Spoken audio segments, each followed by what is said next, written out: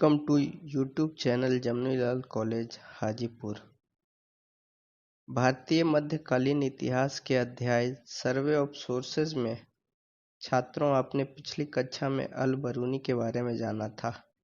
इस अध्याय में तत्कालीन साहित्यकारों द्वारा रचित कृतियों के अतिरिक्त मध्यकालीन कला संस्कृति के धरोहर के रूप में जाने वाले अभिलेख, स्थापत्य कला, मुद्राएं एवं ऐतिहासिक भवन भी स्रोत के रूप में उतने ही पठनीय हैं। हम आज यहाँ साहित्यिक स्रोतों के रूप में ही चर्चा करेंगे और इसी कड़ी में आज हम कल्हण की राजतरंगिणी के बारे में जानेंगे।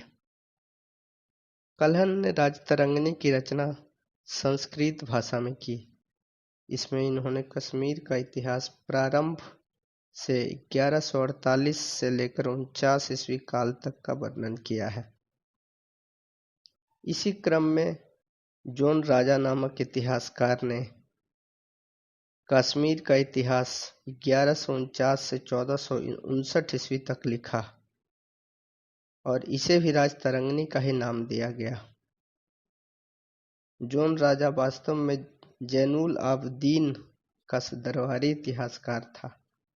इनके शिष्य श्रीधर ने इस परिपाटी को आगे बढ़ाया और जैन राजतरंगिणी की रचना की।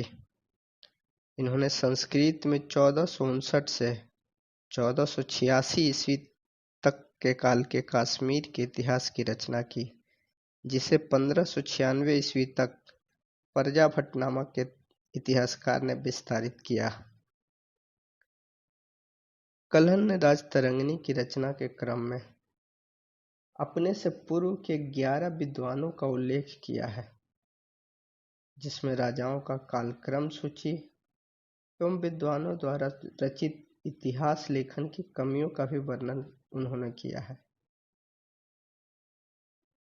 कल्हण ने जहां एक तरफ अनुश्रुतियों एवं परंपराओं पर आधारित नीलमत पुराण का स्रोत के रूप में उपयोग किया, वहीं दूसरी तरफ मंदिरों एवं भवनों में खुदे हुए अभिलेखों का स्रोत के रूप में उपयोग किया। इतिहास के तर्कसंगत स्रोत के रूप में अभिलेखनीय सूचनाओं का यह प्रयोग निश्चय ही एक नवीन प्रयोग था। कल्हण की राजतरंगिणी मूल रूप से 8 सर्गों में विभक्त है, जिसमें 8000 से ज्यादा श्लोक समाहित हैं। पहले के 3 सर्गों में 3000 से ज्यादा वर्षों को शामिल किया गया है और इसमें केवल राजवंशों की सूचियां दी गई है। इस युग के इतिहास लेखन हेतु पौराणिक स्रोत, अनुश्रुतियों तथा मिथकों का सहारा लिया गया है। चौथे, पांचवें तथा छठे सर्गों में कारकोटा और उत्पल वंश के राजाओं का वर्णन है। इस युग के इतिहास लेखन हेतु बौद्ध स्रोतों का भी भरपूर उपयोग किया गया है। अंतिम के दोनों सर्ग 7वें एवं 8वें सर्ग में लोहार वंश के राजाओं का राजतरंगिणी में ऐतिहासिक वर्णन है।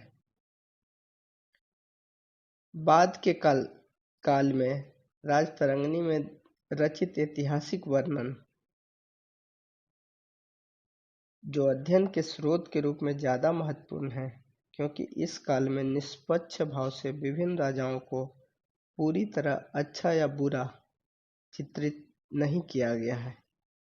इस खंड में समाज के भौतिक स्थितियों का ज्यादा से ज्यादा उल्लेख है, जो सैनिकों तथा भौगोलिक वर्णनों की जानकारी देते हैं।